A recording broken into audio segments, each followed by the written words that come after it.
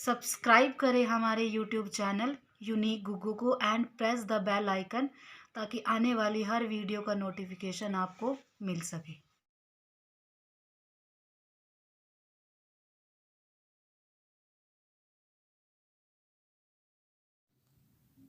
जागना जागना नींद से, वैसे जागना को इंग्लिश में कहा जाता है वेक अप। जैसे फॉर एग्जाम्पल, मैं सुबह देर से जागा तो आप इसे इंग्लिश में बनाएंगी I woke up late in the morning, मतलब मैं सुबह देर से जागा। और किसी को जगाना नींद से तो आप यूज करेंगे वेक समवन अप। जैसे फॉर एग्जाम्पल, उसे जगाओ तो आप इसे इंग्लिश में बनाएंगे वेक हिम अप, मतलब उसे जगाओ। और नेक्स्ट डे उठना उठना बिस्तर से, आपकी नींद तो खुल चुकी होती लेकिन आप बिस्तर में ही रहते हो तो इस उठना को इंग्लिश में कहा जाता है गेट अप। जैसे फॉर एग्जाम्पल, मुझे सुबह जल्दी उठना है मतलब बेड से, तो आप इसे इंग्लिश में बनाएंगे I have to get up early in the morning, मतलब मुझे सुबह जल्दी उठना है। और नेक्स्ट डे मंजन करना, वैसे मंजन करना को इंग्लिश में कहते हैं brush.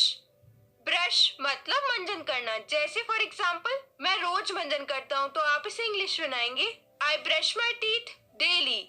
I brush my teeth daily मतलब मैं रोज मंजन करता हूँ। और कुल्ला करना को इंग्लिश में कहते हैं रिंस। रिंस मतलब कुल्ला करना। जैसे फॉर एग्जाम्पल, कुल्ला कर लो तो आप इसे इंग्लिश में बनाएंगे रिंस योर माउथ, मतलब कुल्ला कर लो।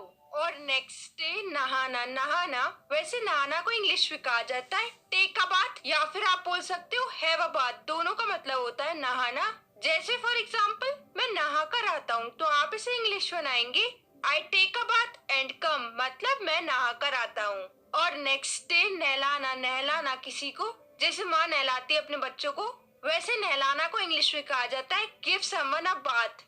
गिव समवन अ बाथ मतलब नहलाना। जैसे फॉर एग्जाम्पल, मुझे कौन नहलाएगा तो आप इसे इंग्लिश में बनाएंगे who will give me a bath, मतलब मुझे कौन नहलाएगा। और नेक्स्ट डे कंघी करना बालों की, वैसे कंघी करना को इंग्लिश में कहा जाता है कोम। कोम मतलब कंघी करना। और यहाँ पे मैं आपको बता दूं, कोम में बी साइलेंट होता है। अब इसका एग्जाम्पल है अपने बालों की कंघी कर लो तो आप इसे इंग्लिश में बनाएंगे कोम योर हेयर, मतलब अपने बालों की कंघी कर लो। और नेक्स्ट डे पॉटी करना, वैसे पॉटी करना को इंग्लिश में कहा जाता है पूप। पूप मतलब पॉटी करना। जैसे फॉर एग्जाम्पल, जाओ पहले पॉटी कर लो तो आप इसे इंग्लिश में बनाएंगे गो एंड पूप फर्स्ट, मतलब जाओ पहले पॉटी कर लो। और नेक्स्ट डे सुसु करना, वैसे सुसु करना को इंग्लिश में कहा जाता है पी, मतलब सुसु करना। जैसे इसका एग्जाम्पल है मैं सुसु करने जा रहा हूँ तो आप इसे इंग्लिश में बनाएंगे I am going to pee. I am going to pee मतलब मैं सुसु करने जा रहा हूँ। और नेक्स्ट डे कपड़े पहनना, वैसे कपड़े पहनना को इंग्लिश में कहा जाता है गेट ड्रेस्ड। गेट ड्रेस्ड मतलब कपड़े पहनना। जैसे इसका एग्जाम्पल है मैं कपड़े पहन रही हूँ या पहन रहा हूँ तो आप इसे इंग्लिश में बनाएंगे आई एम गेटिंग ड्रेस्ड, मतलब मैं कपड़े पहन रहा हूँ या पहन रही हूँ। और किसी को कपड़े पहनाना, खासकर बच्चों को, वैसे किसी को कपड़े पहनाना को इंग्लिश में कहा जाता है गेट समवन ड्रेस्ड।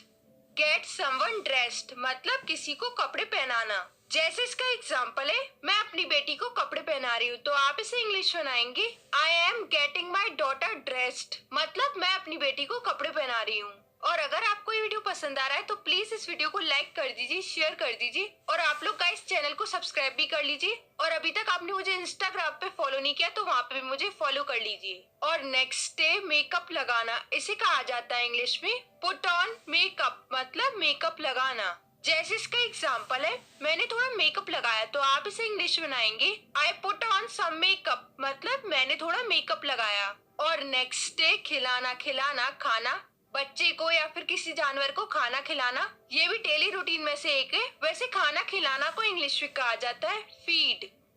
फीड मतलब खाना खिलाना।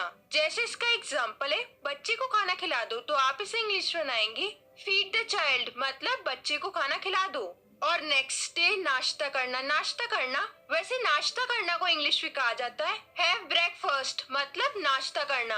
जैसे इसका एग्जाम्पल है मैं 8 बजे नाश्ता करती हूँ तो आप इसे इंग्लिश में बनाएंगे आई हैव ब्रेकफास्ट एट 8, मतलब मैं 8 बजे नाश्ता करती हूँ।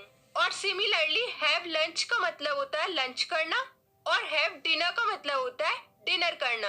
और नेक्स्ट डे होमवर्क करना जैसे बच्चे अपना करते हैं, वैसे होमवर्क करना को इंग्लिश में कहा जाता है डू होमवर्क, मतलब होमवर्क करना। जैसे इसका एग्जाम्पल है अपना होमवर्क करो, तो आप इसे इंग्लिश में बनाएंगे डू योर होमवर्क, मतलब अपना होमवर्क करो। और नेक्स्ट है व्यायाम करना या कसरत करना।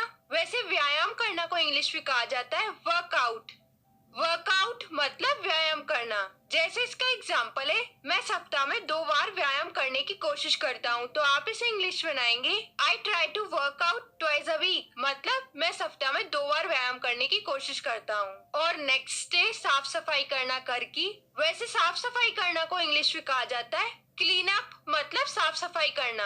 जैसे इसका एग्जाम्पल है मैं साफ सफाई कर रही हूँ, तो आप इसे इंग्लिश में बनाएंगे आई एम क्लीनिंग अप, मतलब मैं साफ सफाई कर रही हूँ। और नेक्स्ट है अखबार पढ़ना। इसे कहा जाता है इंग्लिश में रीड न्यूज़पेपर, मतलब अखबार पढ़ना।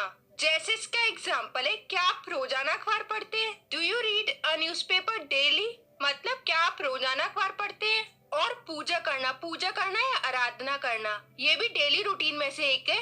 वैसे पूजा या आराधना करना इसे कहा जाता है इंग्लिश में वर्शिप। वर्शिप मतलब पूजा करना या आराधना करना। जैसे इसका एग्जाम्पल है मैं रोज पूजा करता हूँ, तो आप इसे इंग्लिश में बनाएंगे आई वर्शिप डेली, मतलब मैं रोज पूजा करता हूँ।